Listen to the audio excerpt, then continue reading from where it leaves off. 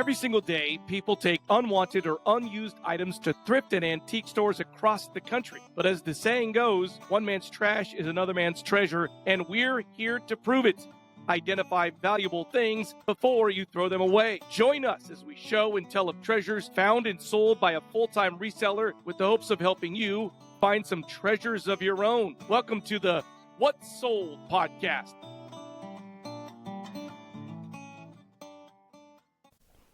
Welcome back to the What's Sold podcast. My name is Brandon. I am here with my good friend Matt, who is Hello. just back from his journeys to Branson, Missouri, as my grandfather would call it, land of tchotchke and listen. You vaudeville get on. shows. You get from me. You get on. You go through Tennessee. You go up past Nashville. You go into Kentucky. You cross over Cairo. Okay. And then you're going to go about 4 hours across Highway 60 out west. When you start seeing those billboards for permanent fireworks, companies like Billy Tree, or when they're advertising fudge, you're getting close. You're getting close to where I grew up. When you go to the gas station and they've got Jones sodas, are you familiar with Jones soda? I've never heard of them. It's a cane sugar soda. Different flavors, but they incorporate a black and white photograph on the front. It depends on what it is. I had a strawberry lime one while I was out there. Sure. I had a picture of like a 1950s sedan on it. They were popular in the early 2000s, like when I was high school, college, and they don't have them out here. But again, when I stop and get gas, we're getting close. Do you always get yourself a Jones soda? No, not always. But, I usually go early in the summer and see my family. We instead went to Scotland and England this year. So just, timing of it, this was the last week before my kids start school. I wanted to get us out there. So we go, and, you're seeing the big hay bales on the tractors on the highway, and this is the farming country. And so we get out there, but we inadvertently picked the hottest week of the year. Nice. We went to a theme park called Silver Dollar City, which is... How was it? It was nice, but it was 100 degrees Fahrenheit. The next day, I went Miss golfing Dolly with still my own dad. Silver Dollar City? Does Miss Dolly own it? She does not. She has sold, and also she does not own Dollywood anymore. What? She sold it to the same family group that runs all of those ones I told you about in Southwest Missouri, the Hershend family, and they own, Whitewater is one out there in Southwest Missouri. They own the Dixie Stampede. They own. Wait, so Miss Silver Dolly Dollar doesn't City. have anything to do with Dollywood anymore? It's not she didn't have anything to do with it, but it's branded. It's her name. She started it, but she doesn't manage or run it anymore, and I don't think she owns it anymore. Huh. So this is a big, Southwest Missouri thing. But all that to say, went golfing the next morning, 101 degrees. and humid. It was miserably hot. It's super hot, but the good news is it's miserably humid as well. Yeah. So you're sweating. Your body weight every day. You've got to be putting a ton back in. It was a good time. I like to see the family, like my kids to be able to see my side of the family. So now we got a couple days to recover, and they start school Monday, and we're off to the races. Yeah, I find that, so my daughter started this last Wednesday, so 2 days ago, and I had heard that some of the city schools or the county schools were starting on this coming Monday, and I was like, as a former teacher, it's terrible because you have a whole week and it just feels like the longest week of your life for everyone, as opposed to, the starting on Wednesday. Now we're at Friday, and then we've got the weekend to recuperate, and then you start a full week next week. Kids are excited to get back in school. No one is less excited than the teachers. Oh, no. Summer is over. They don't get I say as a teacher, you get excited. Anymore. It gets kind of boring. You're ready to go. It's a fun time. I did notice, too, as well, that you've come back to a nice fly infestation, which is fascinating. Man, so folks are watching on YouTube, and you see Matt being bombarded by these flies. When you have a garden and you grow fruits and vegetables like we do, you bring them in. They're on the counter. And you leave for a week, you can come back to drain flies. They get down in your drain. They lay a bunch of eggs, and overnight you are infested. So that's today is one of the to-do list things is figure out how to kill all these drain flies that are in there wanting to land on our bananas and get in our face when we're eating breakfast and that kind of thing. It's a part of it. Yeah, it is a part of it. We have talked ad infinitum on this show for the past 2 years about the challenges of running your own business. And it doesn't matter whether you're a reseller or if you're running a mom and pop grocery store or, whatever you're doing, the challenges of business are myriad. There's just so many little things that you have to do. You and I were talking about, in some ways it'd be nice to just work for the man. And, you show up at 8 in the morning and leave at 5, and you don't take the work home with you, and that's your job. The flip side of that is there's also this incredible freedom. Like you can run out and grab your stuff for your fruit fly invasion or whatever. Exactly. I use this.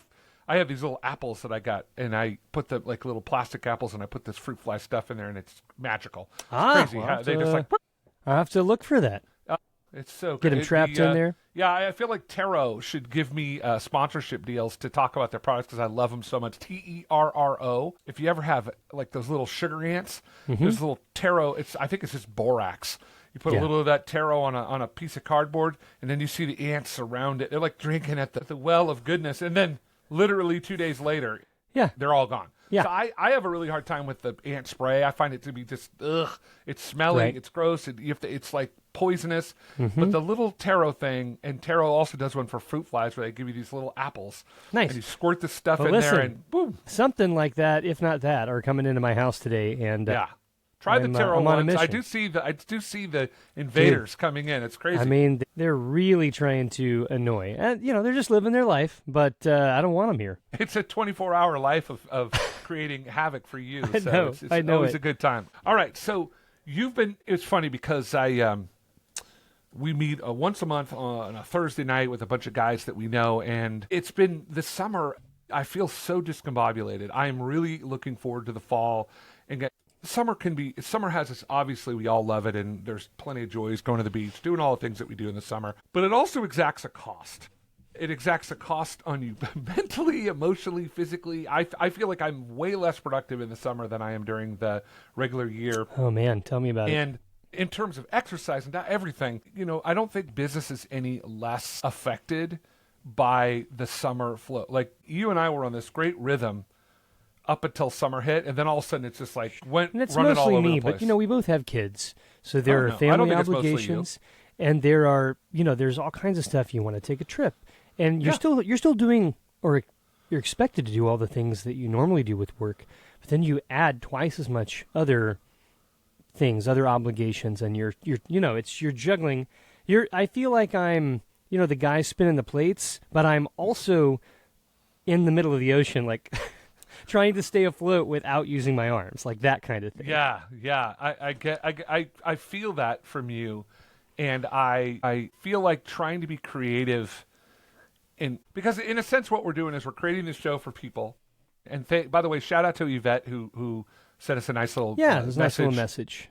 And we really appreciate our folks listening wherever you are. Yvette happens to be in my former city of Louisville, Kentucky. Some people call it Louisville, but if you're correct, it's Louisville.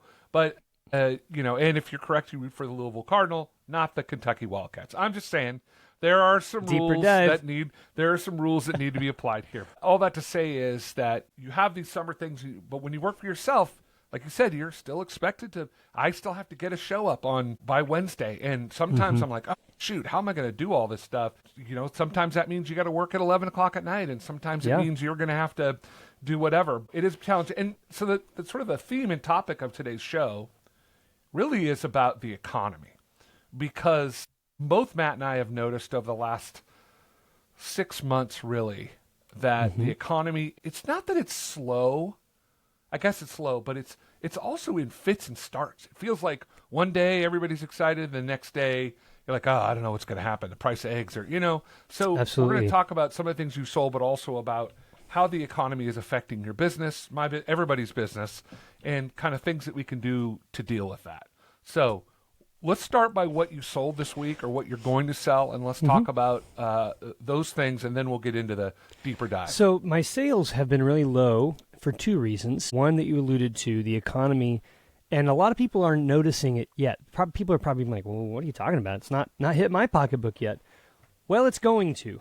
It hasn't happened yet, but prepare. That may be in the form of increased costs of goods. It may be in the form of the market, the stock market going down, and these investments you have are not nearly as, they're not looking as good as they once did. And so it could be that once things start getting more expensive, these businesses start having to do more layoffs, and now your job is in jeopardy. Or you lost your job, but then there's not a lot of people hiring because they're trying to operate, they're putting more work on their existing workers. They're not paying them anymore, and they're just hoping they stick around, that kind of thing. And so when you sell things that nobody actually needs, when you're selling things that are above and beyond, I'm not selling toothbrushes here, right? I'm not selling food. I'm not selling clothing. I'm selling things that people like to put on their bookshelf and look at, or some put on their wrist or on their finger. They aren't things you need. They're things that you spend your money on, things that you like, things that people collect. So antiques and collectibles. When there's pressure on your financial situation, those are the first things to go. The first things to go are, I'm not going out to eat as much. So the food industry starts to feel it. I'm not going to go buy beer this time or whatever. The alcohol industry starts feeling it. I'm not going to go see that movie. And then I'm not going to be buying this thing that I collect. In fact, I might actually look to sell some of it to try to get some money back in house. And so over the last few months, I've noticed a significant decrease in both the number of things that are selling and the value, and more so the value, because when you have thousands of things for sale at any given time, it's just a percentage thing. I'm still selling a decent amount because I have a lot available. But what at one time I was getting an average of $50 or $60 a piece for things I'm selling. Now it's like 10 or 20. That's a huge drop. Yeah. So the other thing is, when I left on this trip, anytime I'm gone for a period of time and I'm not going to be available to fulfill items that sell, I have to put my eBay stores on pause. What that means is I can still list things. You as a buyer can still buy them, but I'm not obligated to ship that to you until I return. And it shows it on the page. It says this seller is away until this date. That's an indication to you. I can still buy this, but I have to be okay with the fact that I'm not going to get it on the normal time frame. So while I was gone, about 24 things sold. So that's an average of about 2 to 3 things a day, which is lower than normal. I'm usually fulfilling 80 to 100 orders a week. So that's 15% or 20% of what I normally sell. And you look at it, it's like $10, $18. So I'm going to spend an hour fulfilling items tomorrow or on Monday that maybe amount to $200 or $150. So you take the time it takes me to fulfill it, the time it took me to find those things, list them and all that. I'm not coming out at a very good rate per hour for my work for these particular things that sold. And that's kind of what it's like right now.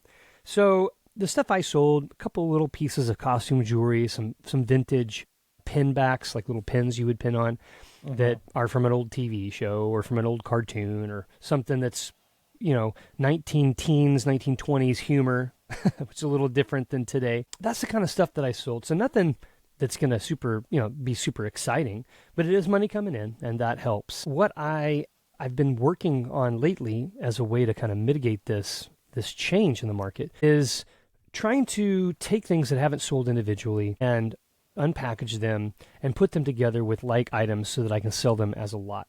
So if I have 10 things that only sell for like $8 or $10, and I put them together, I can sell that for maybe $80, $70. So people are getting a 20% discount by buying it as a lot, but I'm packaging one package that's now worth $80 versus I'm trying to sell 10 things worth $10. It's less work for me, and that money comes in slower, right, if you do it that way. So some of the things I'm doing, and a lot of this is you just don't know what the market's going to do. When you were a TV repairman back all the way up into the 80s and 90s of these big, heavy 50-pound tube TVs or these big convex glass TVs, that was a career that people made an entire living, lived their entire life being a TV repairman.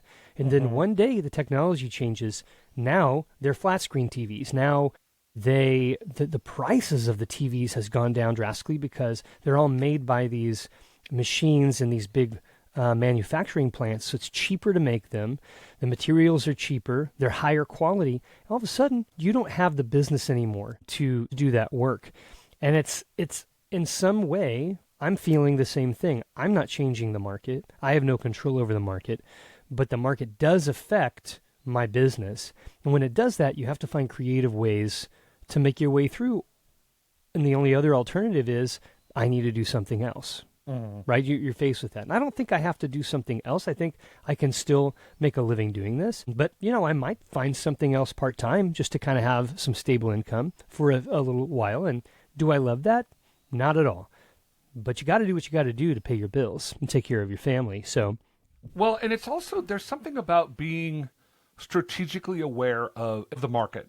And what I mean by that is, like, you could say, oh, I want to make crochet baskets and I just love doing it. And, and it blows up. Everybody loves crochet baskets for whatever reason. Then one day they just stop liking it for whatever reason. There are some things that we need to be aware of. And I had mentioned that I saw this huge bump in the sale of a product. I am a firm believer, and this is a little TMI for our audience out there, but we're all friends here. We're all cousins. We are.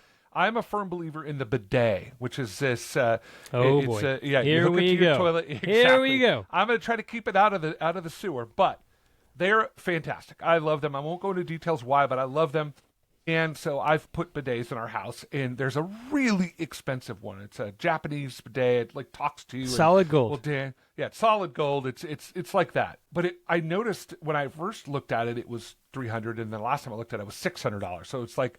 And I was like, oh, it must be the tariffs. I mentioned this on the last show. And I was talking to a guy who happened to be a proctologist, again, trying to keep this clean. Sure. We don't do blue on the show. This is science, people. It's science, exactly. And he was saying, no, he said that the reason why the bidet market has gone crazy, why it's got more expensive, is because of COVID. And I was like, what? He's like, yeah, because no one could get a hold of toilet paper. So having a bidet, and my only point to bringing this all up is, whatever your business is, you have to be aware of the climate changes that are out there, of the things that are going to affect your life. So if you think I could just do the same thing forever and it's never going to change, you're crazy. Just like you said, the TV repairman. The same thing could be said about auto mechanics. If you're an auto mechanic right now and you're not learning how to work on electric vehicles, you're losing. You're already losing. Because that is going to be the thing in the next 50 years. So That's right. If you want to be successful, you have to kind of read the tea leaves a little bit and say, you and I have talked a lot about this. One thing that might be the opportunity for you is consignment. So, excuse me, the consignment business could be the shift that you need that takes less time, maybe brings less revenue up front, but costs you less. So, there's just a lot of things to be looking at in terms of what business do you want to do. Maybe and it's already happened, as we've talked about. I've been doing consignment, but I'm trying to get smarter, faster with this stuff, make adjustments. So in contrast to when I started selling full time, I had to learn a lot in a short amount of time, and I was hustling. I made some bad mistakes. I learned from them. I would say I wasn't real comfortable with my knowledge and my processes and being efficient for at least 2 years, 2 to 2.5 years. Okay. I've been doing it full time for about 6 now. Now I'm moving into this consignment world, and it's just like the first time around in the sense that it's new. Yeah, I know products and things, but dealing with these people and the payouts and the schedule and storage and contracts. All of that stuff I had to figure out. But it's not going to take me 2.5 years to figure this out. I've been doing it for about 4 months now, and I've already learned that I'm taking a bunch of stuff that aren't valuable enough for the fee I'm getting to make it worth it. It's also adding a secondary problem, which is storage space, which could potentially cost me more money, and I don't want that overhead. So what I'm in the process of doing right now is transitioning, not away from consignment, but being choosier about who I consign with, and more specifically, I'm narrowing heavily the scope of the things I'm willing to sell. Because gold and silver are really high right now, people are still buying jewelry. A lot of people have jewelry or coins, things like that they've inherited.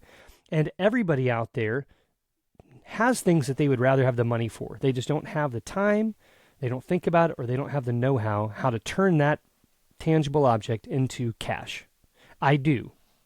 And so one of the nice things about moving towards consignment as the economy gets difficult is the amount of people who want to work with me is only going to increase the worse the economy gets, right?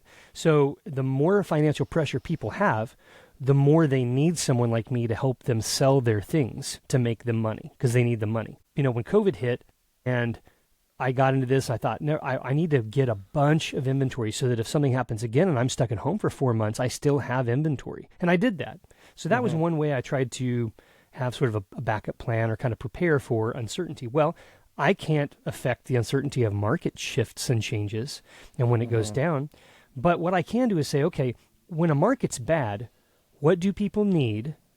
And where is there a place for me that I can still make money? And to me, the consignment world, if more and more competition is out there to buy things used, if the prices are going up on those things and it's harder for me to make a good margin on it when I buy it, then that's not where I need to be focusing. What I need to focus now is get the word out to say, I have this expertise, I work hard, I'm trustworthy, I do what I say I'm going to do, and I know these categories really well. Not only that, I can sell them for good prices, and the turnaround time is really fast. There's nothing that sounds bad about that. It's like, okay, yeah, help me out. And so I'm going to move more towards that. I've still got my own things, and when I feel like it, I'll go out and try to find and buy stuff.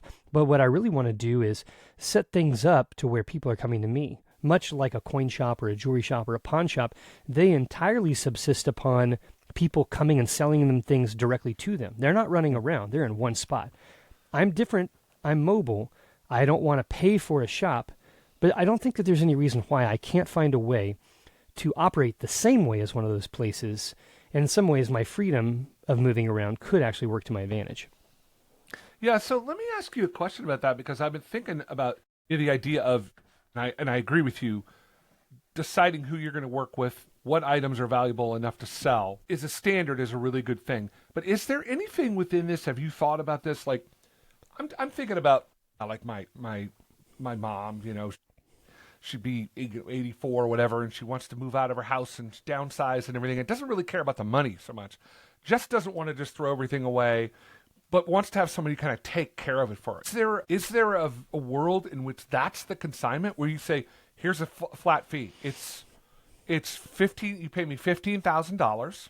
Mm-hmm. I will try to sell everything you have, but it's $15,000 regardless. And whatever I could sell, I'll sell and get money back to you. You know what I mean? Like, but really, the service is getting rid of stuff. I think that would be a hard sell. I think what would work and is common is for people to completely buy out someone with a thing. So you're a person, you live in Ohio, you're from Virginia, and your father or your mother, your remaining parent, just passed away. You've only got 2 weeks of vacation. You've got to get there, deal with all the estate stuff, go through and get stuff that you or your siblings want. Right. Now you're left with a home and a bunch of stuff you don't care about.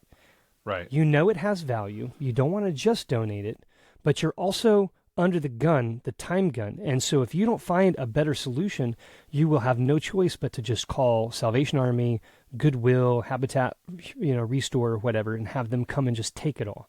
And that's a bummer because you may be losing thousands of dollars. But if you look at it with, okay, I got the things I care about, and I got to get this stuff out because the true value is the home that I need to sell or I need to get ready to rent. That's where all the money is. Like the majority of the money, I would say.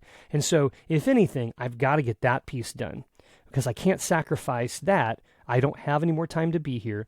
So then in walks somebody like me and I say, this stuff is probably, you probably got $10,000 worth of stuff here. I have to make money too.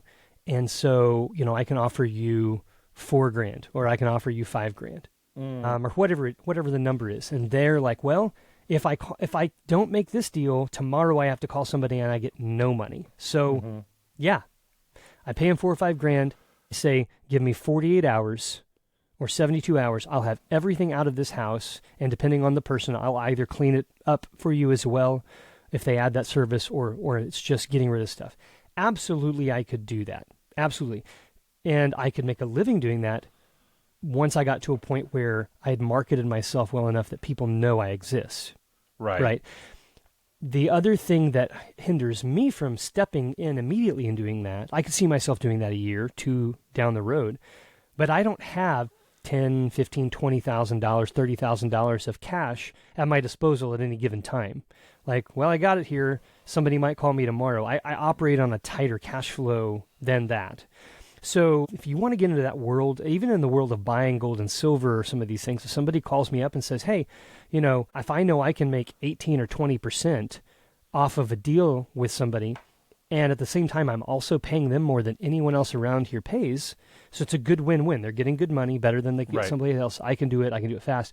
If somebody calls me up and says, hey, I've got, 20 gold eagles, 1 ounce gold coins, which are worth about $3,400 a coin, and they've got, $50,000, $60,000 of gold, I don't have 50 years. I'm going to have to turn them down. I just don't, or I'll have to say I can buy 5 at a time or something like that. But if I don't want to turn down a $60,000 purchase, if I can make in one day, I could make 20% off of $60,000. Like that's a good day's worth of work.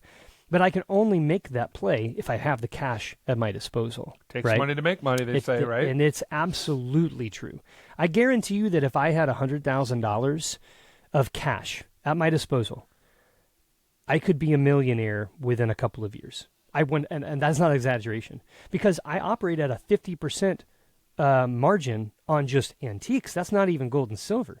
So really, it's about scalability. If I want to make $1 million or if I want to make $500,000 rather a year in profit, I have to sell $1 million. Right.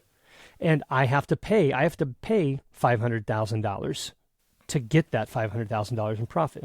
So I don't have that money, and that's why I'm not making that much. Right. But when we're talking about the world of gold and silver and stuff like that, where I can buy it and I can sell it to a refinery and have the money in my account by the end of the day, if I got 2 or 3 all I need is 2 or 3 really good deals. 2 or 3 days of work a month is actually all you would have to do if the deals present themselves. And so that's where it becomes, how do I get the word out? All of these people who are going in day out, every day of the week, to a pawn shop, a jewelry store, a coin store, and they're selling their stuff at 60% of the value, they don't know that I'll pay them 70 or 75%. You could be making 10 or 15 more percent if you came to me. They just don't know I'm here. Right. And so I got to get that word out. Yeah, it's and it's also a local word. It's not just like, so we're an international show. We're played all over the world. But what we really need is a local audience that says, Matt can do these things for me. I have this goal. That's the trick. How do you balance that? And it goes pretty fast, actually. I mean, I've been doing consignment with some people around here, and in just 3.5 months, I went from helping 1 or 2 people out that I knew personally, and in 3.5 months now, I have 17 people I'm selling for. And you think about now, it's all about, if one person tells somebody, or if one person tells 7 people, right, and then maybe they don't even need it, but they tell somebody else. Now I have 17 happy customers. If all 17 of them start telling people, it shouldn't take that long, right, before I'm getting a call every day or so, every other day. Not all of them are going to be the right fit. They're not going to like the price, or I'm not going to think that what they have is valuable enough for me to spend my time with it. But that's not a bad problem to have. That's just a part of the business. I don't want to be trapped in a situation where I'm desperate and it's like I have to take everything from every person that calls me, because that's not good for me ideally either, right? Yeah, it requires a whole lot more work and probably a lot less profit. So trying to find that sweet spot is super important. All right, let's talk about what you sold or what you're going to sell this week. Yeah, so I got a handful of things kind of head here. out of here. Right, I've got a bunch of jewelry that I'm working with. Probably 30 to 40% of what I sell is fine or costume jewelry. Costume being made of base metals with rhinestones, either plastic or glass usually, and they're designed to wear, but they're made to look like stuff that is fine jewelry that's made of precious and semi-precious gemstones, silver, gold, or platinum, things like that. So what I have here are a couple of different bagged up little baggies that I'm going to sell in a baggie. Listen, a year or 2 ago, a lot of this stuff I'd be trying to sell individually or in groups of 2 or 3. The market is rough right now. I've got to adapt. So now I'm making larger little lots. This first little baggie is very gold colored. You've got 1 old pair of eyeglasses, and then the rest of it are tiny little brooches, earrings, bracelets, and stuff. The thing that they all have in common is that it's antique jewelry, vintage to antique. So we're talking the newest stuff in here is probably 1950s all the way back to the late 1800s. The common thread here is that they're all gold-filled, and what that means is the base metal inside is an alloy of some non-precious metal, just for strength. but they have a coating on the outside, is what you see, that is a percentage of solid gold, 1/10, 1/20, 14 karat gold. People, just like a refinery that buys solid gold or solid silver, will also buy, and people who scrap will also buy stuff with gold filling on it because they know the calculation. Since there's a set price for gold or silver any given day, they know how much X amount of grams of a piece is going to yield them once they harvest the gold from it. And so this is another, kind of indication of the times. About a year ago, from when I started selling full-time to about a year ago, if I sold a piece of jewelry that was gold-filled, I would get about $1 per gram for scrap weight. So that means if I have a 10-gram brooch that's gold-filled, I'm going to sell that for roughly $10, right? Or 1-to-1. Gold has gone up so much in value that now I'm getting a 2-for-1. So this little baggie I'm holding up weighs about 300 grams. A year ago, I would only got $300 for it. Today, I'll get $600 for it. And I'm not going to sell it on eBay to a scrapper who wants to get it 20% below that, and then I have to pay 15% to eBay and wait a month to get it. No, I'm going to get it to my refinery, and in 6 hours, they will pay me out what I get. So that's one thing that I'm going to sell. Another thing I've got here is a handful of these bars. These are silver bars. You can see it says 10 troy ounces of 0.999 fine silver. Various types of companies have made these. You can get silver rounds, which is just a 1 ounce. It's set up like a coin, but it isn't a circulated coin that you would use to pay. It's just made out of silver. Well, these are 10 ounces, and I've got 9 of them. So today, silver went up about 1% yesterday. It's about 2.5% today. So today, 1 ounce of silver, fine, pure silver, is about $39.54. So 300. So this little bar I'm holding up right here is worth $395. Wow. And I have 9 of them. So we're looking at $3,600 when I go sell these to the refinery. And the refinery, it pays really good for gold and silver, like upwards of 95 to 98%. But for bullion, which is pure coins or silver bars, gold bars, they pay spot price. So I will get $395 for this. And I can, at any given day, if things go way up and I think they might go down, I can call them and lock in a price that's good for 7 days. So if I can't get in, if I call and lock in today's price, I can go anytime between now and next Friday. And if it drops 5, 10%, doesn't matter. I locked in the price and I can get it for that amount. Here's another bag, and this is full of just sterling silver jewelry. A lot of it is vintage. Some of it's broken, most of it's wearable. This bag weighs about 700 grams. This is kind of hard with functional jewelry because you generally make more by selling it as a functional piece of jewelry than you do for the scrap weight. But again, I lose a percentage. People want to hem and haw, cut me down on price. I lose my fee to eBay. A lot of times right now, it just makes sense to drive over, sell it, and use that money to make more money. Yeah. So this is all stuff that's either broken, kind of gaudy, not really fashionable, so not valuable, not something people are looking for. And that's why I'm going to scrap that. But the next little bag I have is also a bag full of sterling silver jewelry. It's all functional, and this stuff is really antique. Like it's got some antique stones in it, or it's got turquoise Southwest jewelry. Maybe it has a really nice big opal in it, or it's a tennis bracelet style that has a bunch of topaz. Some pretty pieces. These are all ones that I will be selling either individually or in lots of 3 or 4.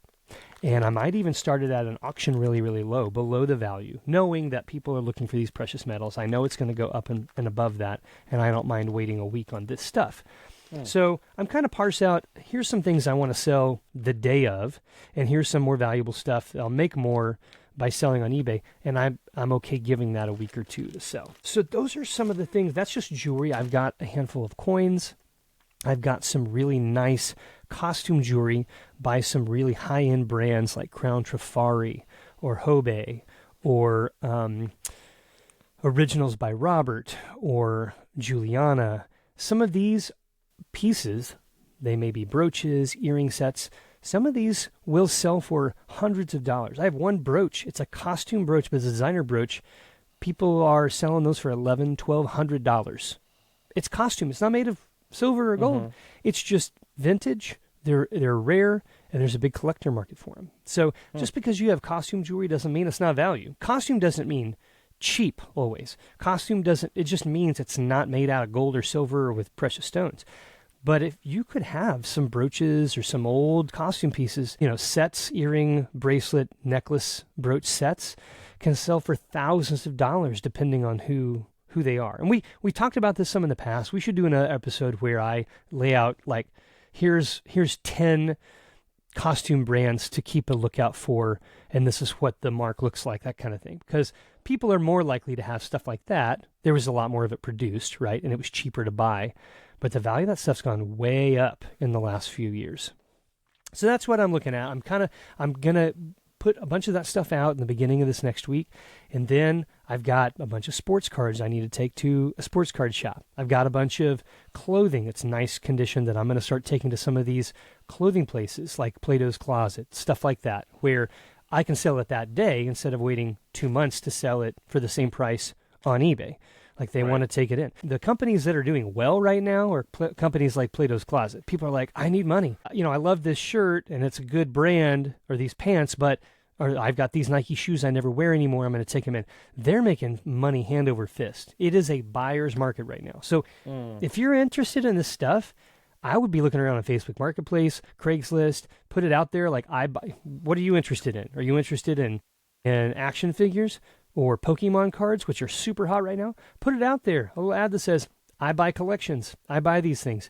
There's a ton of people trying to get money, and they're willing to sell cheap to get money immediately. And then you could build a nice collection right now if you're in a position to do that.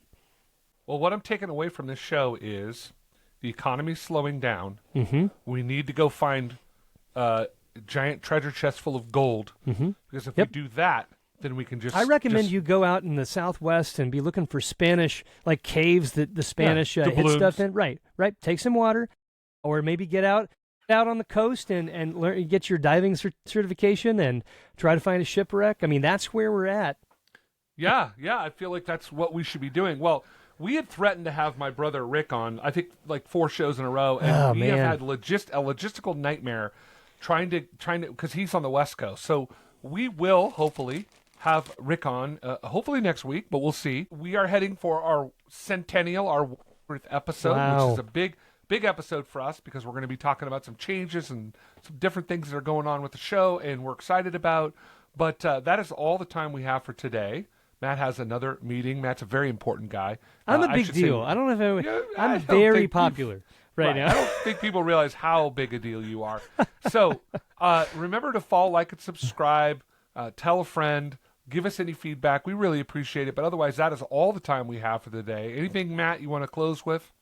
I would just say, think about avenues where you can sell things locally, because my big shift right now is trying to do more, finding places and people to sell to that don't require a long period of time for something to sell or for you to get the money. Taking a month to get money when you sell something on eBay is absolutely ridiculous, in my opinion. It's the worst time frame of any online sales market. I'm even considering some of these other things like Whatnot, and some of these ones where you run these live shows and you sell stuff that has its own challenges. But, this is what hurts me, is that people aren't spending money. But for you out there, I would, before you, just take it from me. You may not be seeing it yet, but maybe put a little bit of stuff aside. Maybe eat out one less time this month or whatever, and put a little back, because I think things are going to be slowing down a little bit, and just be prepared for it. Yeah, well, good advice. All right, everybody, have a great week. We'll see you with a brand new show next week. But as of right now, that is all we have. So take care.